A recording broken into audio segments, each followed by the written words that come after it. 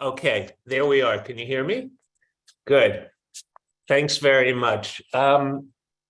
It dawned on me, this is a very good session to follow on the first two because it deals with how we take the issues that we're identifying today and we actually bring them to our communities. And we're going to look at two very complex communities. And I hope it will be not only instructive to hear what's been done there, but also that you'll be able to bring it into your own home communities as well. I am pleased to share this panel with Pauline Grunberg, the Executive Director of the Cummings Center in Montreal, and Kayla Levy-Weller, the Strategic Planning and Grants Associate in the Caring Department at New York UJA Federation. I want to remind you, if you have questions during the course of the session, please post them in the chat. We will do our best to get to them. Time is tight for the rest of the afternoon. And if we don't get to them now, we'll get to them afterwards. We'll reach out to you. So let's bring on Pauline. Hi, Pauline, and Kayla. Hi. So a quick, the introductions have been made thus far. You've heard about both of our speakers. We've been intrigued at B3. Oh, by the way, I should tell you what B3 is. A few people in the chat asked that. B for Boomers, 3 for Third Chapter. Professor David Elcott and I started this organization or initiative about 12 years ago with the goal of engaging or re-engaging people in this active aging life stage in Jewish life. So the Active Aging Network, which is part of our work, is one of the ways we hope to do that. And this convening today is the best example of our mission, which is to bring people together to better understand this life stage and how we can reach out and engage people in Jewish life.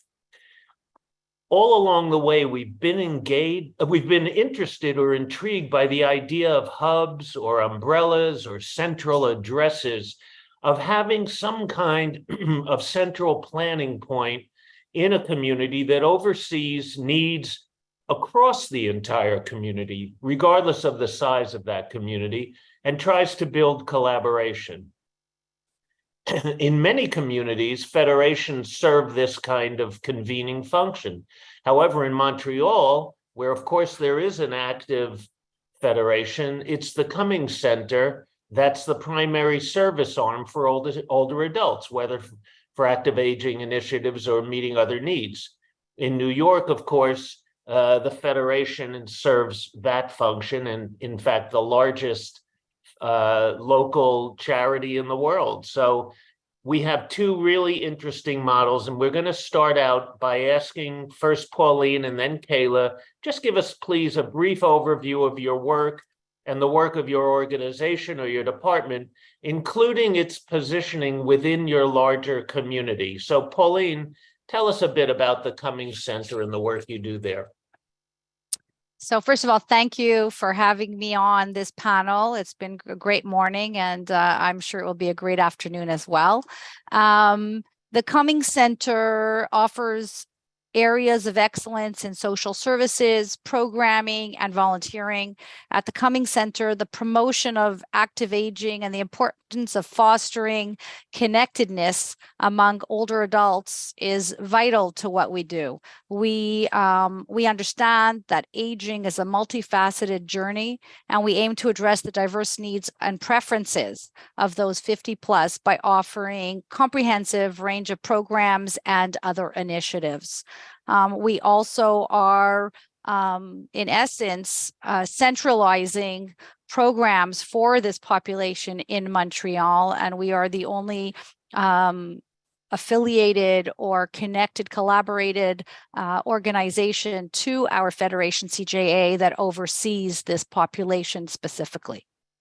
Great. Thank you very much, Pauline. And Kayla, tell us a bit about your work at UJA Federation. Yes. Hi, everyone. Good afternoon. So good to be here.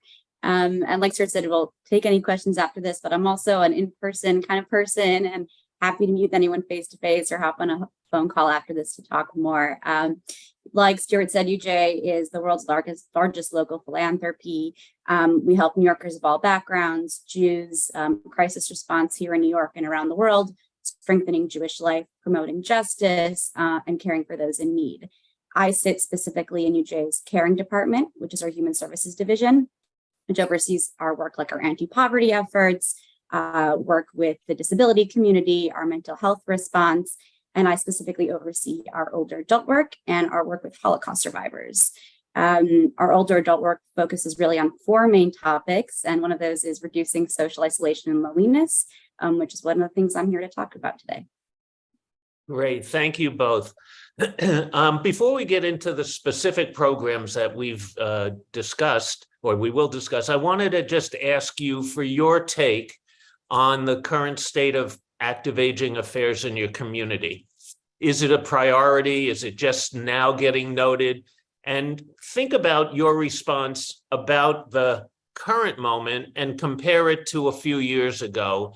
If things have changed, why do you think this is happening? Pauline?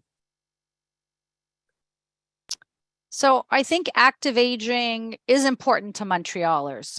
People are living longer, and many people report age is not necessarily tied to a number. People want to take better care of themselves, and creating spaces that are accessible, inclusive, and reducing and removing barriers and stigmas often associated with older people and aging is what you hear around Montreal. Building age-friendly environments and keeping people connected to one another and engaging in their communities. So I think that regardless if you're part of the Jewish community or you're part of other communities, that seems to be the conversation that we're hearing.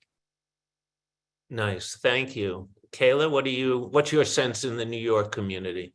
Yeah, I'll say nationally, I think we all see articles come out. I think the Journal had a piece a few months back titling this kind of the silver tsunami. We know from a 2021 Census Bureau report by the year 2035, there will be more individuals over the age of 65 than under the age of 5. So I think it's something we've been aware of for a few years coming. And I think as folks continue to age, but kind of stay younger and more active as they're aging, as life expectancy continues to lengthen, it's kind of been forced into this focal spot that maybe it hasn't had in the past. Definitely a focus of UJAs in the past several years. While in the past we've been more focused on kind of the frail elderly, we're continuing to shift our focus more centrally on those that are active and vibrant. What do you think brought that about? Specifically that move beyond the frail portion of the population? Yeah, something that I'll talk a little bit more when we get into the initiative is our UJA 2021 COVID impact study, which I'll link here in the chat for those who like to look at sources directly, which really highlighted for us the needs of that 55 to 75 plus demographic, especially those living in the New York suburbs. Suffolk County and Nassau County are the fastest growing aging counties in the country, which really highlights the needs for those aiming to serve New Yorkers, how important that is. Great, that's helpful.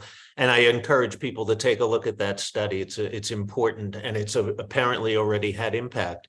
Pauline, tell us about some more specifics on the programs at the Cummings Center. And when we spoke, you mentioned some of the work you do with local governmental groups and resources. Like, what's an example of programs that have been created and executed collaboratively with the local government?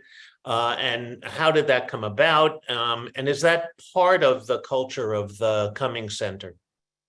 So, active aging is at the heart of our endeavors. We recognize that engagement, social interactions, connectedness is essential component, really, in the vibrant living of all older adults. In the pursuit of this goal, we are engaged in physical activities such as walking groups, line dancing, belly dancing, other types of programs that are either social connectedness, like social programs, or or cognitive lectures and bringing people into the heart of what's going on currently. People want to have intellectual conversations, whether it's about geography, political, etc. So we're really have a range, as well as arts and music, which are huge. We pride ourselves in connecting what we've built with the local, provincial, and federal levels through grant opportunities and through sitting at important coordinating tables at all levels to be part of the conversation and solutions for older adults. I do believe that during the pandemic, there were additional funds and opportunities for us to take initiative in this forum. As part of these tables and community-wide projects, a couple of the examples I'll give you, through through the surveys of the seniors and older adults in hope and better understanding what they are missing, we got them involved in the consultation, but also the creation and the offerings involved. So one of the uniqueness about Cummings is that our volunteers are part of the committees that evolve certain programs and certain projects that come through. So with some government funding, which was the provincial government, we were able to create a music appreciation project whereby older adults attend live music concerts with solo, duo, and trio musicians of classical, jazz, and global music. They sing, they dance, they have the opportunity to socialize, and it's been actually a widespread success with the support of the provincial government. Another great project that I'll highlight is a rooftop garden in a local Jewish high school that was afforded to us by a wonderful Ministry of Education grant that went through the school. So again, collaborating with the partners on trying to make the most of grant opportunities that the Cummings Center wouldn't get directly. And so this rooftop garden project allows intergenerational opportunities for youth and older adults to garden, connect with one another, impart knowledge on many topics, share expertise, and share their life experiences. So it gives opportunity while you're gardening and making these beautiful opportunities. You're also socializing and making connections, which are far-reaching. These two impactful and powerful examples are programming opportunities that we received through governmental resources, and we're able to engage our older adults and our youth in the community. So these are two examples that I wanted to highlight today. Great. Thank you, Pauline. So Kayla, let's talk a little bit more about some New York programs. You hit up the Verve program. How did that idea start? How did you end up with the current program design? Where is it heading? Let us know about that, because it is a path-breaking new program. Yeah, fantastic. So like you said, our new initiative, Verve 55 Plus Living, which launched back in spring of 2021, born again of that COVID impact study that I talked about earlier, which then pushed us kind of into our first step, which sounds very similar to how kind of you started, Pauline, which was very population informed. We led these focus groups with those 55 and over from our target demographic. So folks from Long Island and from Westchester, men, women, those who had children still living in the home, those who didn't, those who never had children, folks retired, semi-retired, really across the entire span, and ask them what they were looking for, right? What kind of programming would help fill that, kind of gap in their lives that they're experiencing, that kind of awkward stage that kind of felt like they were in between 55 and 75. And what we heard across the board, and it sounds like what you heard too, Pauline, was these high-level cultural types of programming, not necessarily the jazzercise or water aerobics or the kind of bereavement classes in a basement somewhere, but something that felt like fresh, exciting, renewed, something anybody would do at any age, but that was targeted and cultivated for that age group, which, right, makes sense when you really think about it. So our first step in cultivating that and recognizing the need for really a hyper-local perspective, that folks that live in Suffolk might be looking for something a little bit different than folks that are living out in Westchester. We identified 4 JCCs in those areas, 2 in Westchester, 2 on Long Island, and met with them to get their buy-in and gave them funding for what we called an engagement professional at each JCC, whose sole responsibility would be to cultivate this programming for that constituency, form relationships in the community, form relationships with the target constituents. And after about 6 or 7 months of that staff onboarding onto the JCC, we offered another grant targeted just for programmatic funding to help these JCCs really elevate the kind of offerings that they could make possible for those individuals. And I think what really made this really unique in its approach was this cross-divisional model that we employed both at UJA from a staff perspective and from a leadership perspective. We had folks from our human services division, myself, focused really on the needs of those that are aging, the social isolation piece. We had folks from our Jewish Life department focusing on the synagogue engagement and Jewish content piece. And we had folks from our community mobilizers team who really are our boots on the ground efforts there in those communities. So we kind of had people in different boats, but all rowing to the same direction. And I think that's really the strength of this work, are folks who recognize all the different components that make this work so strong. Great. So it sounds like the role of communication and collaboration comes up for both of you, and the idea of working at a central hub, but ensuring communication and collaboration throughout the community, however complex that community happens to be, is really critical. That's something I know we believe in here at B3 as well. So let's take a step back then and think about how you assess needs. I know, Kayla, you mentioned the survey that was done during the pandemic, but share with us a little bit more about the kinds of ways you assess needs, how actively it's done, what sources do you rely on, how actively do you explore people over 50, let's say, in the community? Do you use task forces? And if so, what do those task forces do? Who serves on them? Do you use professionals versus volunteers or both? And at the end of it all, this whole package of information gathering, how would you say your central positioning helps you to do that? I'll ask Kayla first and then Pauline. Great. So yeah, in addition to our study and those targeted focus groups that we did before launching the initiative, we also host these monthly community of practices with the engaged professionals that are, stationed at each JCC, so that we can check in with them and hear about what they're hearing from their communities.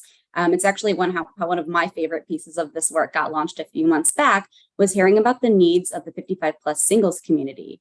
A quote that really stuck with me from that was someone said to their JCC professional, "It feels like when you're 35 or older in the Jewish community and you're single, everyone forgets about you." So we launched a whole new line of programming targeted just towards those who are single and in that demographic. So staying kind of with our fingers on the pulse, understanding the evolving and emerging needs of those 55 plus is really central to this work. We also have a post-event survey that goes out following each of the events. We try to mitigate how often they go out. So maybe it's not every event. We don't want any survey fatigue. Just to get a sense of who's coming, what age group they're falling into. Is it more 55 to 60, 60 to 65? How they felt the program was, what kind of follow-up happened for them after the program, right? Did they meet someone they liked, got their number, and had their own follow-up lunch afterwards? Ways to really understand how connections are being formed beyond just these programs. And, we do our own site visits, right? We're out there visiting the JCCs in the community so we can see how they run. And another way that we stay informed is through our leadership groups, our leadership councils, or our committees, as we call them, who are all adults living in those communities, are themselves 55 and over, and can really lead from that space of really feeling community and demographically informed.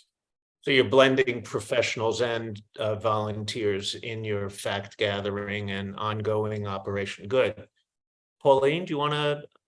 I think very similarly to Kayla, we also utilize our leadership and our volunteer pool to support the research and the assessment of these areas. We have standing committees that are part of each of our three main pillars: our volunteers, our programming, as well as our social services, that are involved in a lot of generative discussions around some of these areas. We too do surveys and focus groups and are trying to have our ear to the to the ground on what's going on in the community at large. I think that by successful planning and programming efforts that blend both the volunteer aspect as well as the professional aspect, it helps to really look at a better dedicated understanding of the needs and the resources that throughout the community is available, as well as what we will need. So for us, really, partnerships and collaborations are huge. It's a big part of what we try to maintain.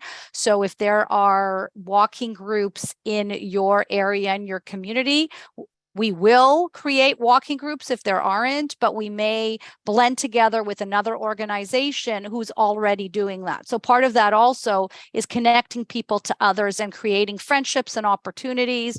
I'll give an example. Pre-COVID, our travel group, who initiated our virtual travel, which has been a great success based on that, continued to explore what needed to take place. And for them, pre-pandemic, our claim to fame is a match made that was made between two of our volunteers that got married after that. But many of them, invite each other to Shabbos dinners and to holidays if they're alone. So it's really looking at how can we be relevant, and it's not just the program or just the volunteer opportunity. It's really the connectedness that is so important. And that is a challenge because we've lived through 2 years of virtual, but at the same time have been able to explore how to benefit from new initiatives and new funding opportunities to be relevant in that space as well, because people want to have their programs where they are living and sometimes don't want to come to the building. So how can we ensure that we are supporting those that are present in our building, as well as living in the outskirts of Montreal and need some of our supports? Great. You both kind of mentioned this, but I want to dig a little deeper. I know we have about 8 minutes left in this session. So if anyone has questions, please put them in the chat and we'll do our best to get to them. But you both mentioned some subgroups, subsegments within this population. Kayla, for example, you mentioned singles. And are there other subgroups that you've identified in the landscape that you believe need special attention? Kayla? I think singles is where we're focused largely right now. I think a piece of the work that we're leaning into even more strongly than initially was really cultivating our synagogue engagement, working strongly with those who attend synagogue, and seeing synagogues as a resource for kind of recruiting folks into the Verve JCCs and vice versa. And I think those who are isolated in a more specific way, folks who might not have families to spend Jewish holidays with. But other than that, no one specific. Right. Pauline, any others to add? I think those are I would have said those as well. I would add in Montreal those with language limitations. So we have like a multilingual environment. So sometimes accessing different programming, if you have a language barrier, that's part of what we try to explore. So looking at translation, looking at people who can help guide you as well. Those adults 55 plus or 50 plus that have transportation issues around. So really helping to, we have an accompanied transportation model that helps to bring people to some of the areas that they want to get to, as well as, of course, those that don't have a family network. And I would say a couple of others, maybe more specific to Montreal, is really the engagement of the Sephardic community and the Russian community. We look at all the immigrants that come through Montreal. We have a large group from France, a large group that are, have come to Montreal from other areas. So sometimes that is an aspect that maybe is more particular to Montreal. And I would say, the individuals with COVID, we've seen a rise in mental health concerns, and we know that we could be physically fit in 55 or 60 or 65 or 80, but now anxiety is real, and it has caused a lot of, I would say, turmoil within our own confidence of what we can do. So really looking at that aspect as well. Great. Here's a question. What are 3 things that Kayla and Pauline recommend to be able to create a program like yours in smaller communities like Austin, Texas, that may not have the resources of New York and Montreal? For either of you. Yeah, I'm happy to go first. The first I would say, and I think Pauline would echo this and what I've heard her saying, is form some sort of advisory committee from adults in that demographic. First things first, have them come together and kind of think about what they'd be looking for. Right, a lot of folks in that demographic are looking to give back, are looking to volunteer, even if they're not necessarily retired or semi-retired, and see what ideas that they might have in trying to drive this work forward. I would say if you're limited in resources, see what kind of collaborations you can form with other local institutions. It can be interfaith, it can be other churches or other denominations that are local to there, and connect with other rec centers, community centers that might be interested in partnering with you. And I would say lean into what you can make happen that your facilities already have available, right? Maybe it's turn your tennis court to something pickleball friendly. That's a hot one. And really see what kind of low-hanging fruit you can grab from your available facilities to make it happen, because it's really about creating the connection and making folks that are in that age group feel like there are offerings to them. And once that kind of infrastructure starts happening, it really has the potential to build from there. I would maybe add to what Kayla said. I would say exactly the same thing, but I would add as well your connections with your local high schools and intergenerational opportunities that you don't need a lot of funding for, because you can really blend into what the school already has and really give an opportunity for an older adult to express themselves and their expertise, or work within the school, volunteer within the school, but as well, I think a lot of people want to be heard, and they want to leave a legacy of their information and their abilities. And really, I would say the same as Kayla is really putting together a group and really understanding what are your objectives within your community. And I would say start one step at a time. It's one piece at a time. And the truth of the matter is, with the virtual world now, you can actually have people collaborating with these committees that don't live in Austin and that may live in other parts of North America that could help you and would be happy. I know we are always very open to sharing our information and to receiving information. So I think it's really about finding who your network is and what your first, identifying where you want to go with that. That is great advice. It's a perfect note to end on, and for me to do one little commercial for the Active Aging Network, because that's exactly what we hope to do. That on our site, that people will list themselves in the directory, will share what their areas of expertise are, and will open themselves to being available to help the way you just mentioned, Pauline. The whole idea of collaboration is central to the kind of work we do, and we really it's terrific to hear from you both, not only about how you've used collaboration, how you've used information, how you've used networks within your communities, and combinations of volunteers and professional leadership to lead to programs that both are really examples of best practices. And that is another thing we hope to achieve within Active Aging, that we will capture best practices and share them with other communities around the country so that they can benefit from the victories that New York and Montreal have had, and I hope more to come. With that, I thank you both, and I turn it back to Jess.